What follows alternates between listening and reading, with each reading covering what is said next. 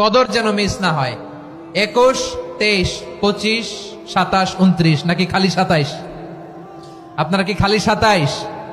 হ্যাঁ না, ফালতামিসু feel আশরিল আওয়াখিরি feel মিনাল ভিতরি, রমজানের শেষ দশকের বেজর রাতগুলোকে কদর হিসেবে তালাশ করো।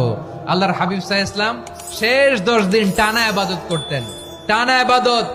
ইদা জাআল আশরু আহিয়াল লাইলা আইকাযা আহলা ওয়া জাদ্দা ওয়া শাদ্দাল মিজার, সারা রাত জেগে ইবাদতের নজির নবীজির নাই, শুধু রমজানের শেষ দশক ছাড়া। সুবহানাল্লাহ বলেন। নিজেও ঘুমাতেন না, ফাতেমা রাদিয়াল্লাহু তাআলা আনহু, আলী রাদিয়াল্লাহু তাআলা আনহু কাউকে ঘুমাতে দিতেন না, সবাইকে জাগিয়ে তুলতেন। আমরা সারা রাত জেগে ইবাদত করব, রাজি আছেন তো? কদর যেন আমাদের মিস না হয়। আজকে থেকেই ক্যালেন্ডারে মার্ক করে রাখেন, সব কাজ পেছনে ফেলে, সব ব্যস্ততাকে পেছনে ফেলে ইবাদতের জন্য আমরা প্রস্তুত থাকবো কদরের রাতে। কোনোভাবে কদর যেন আমাদের মিস না হয়।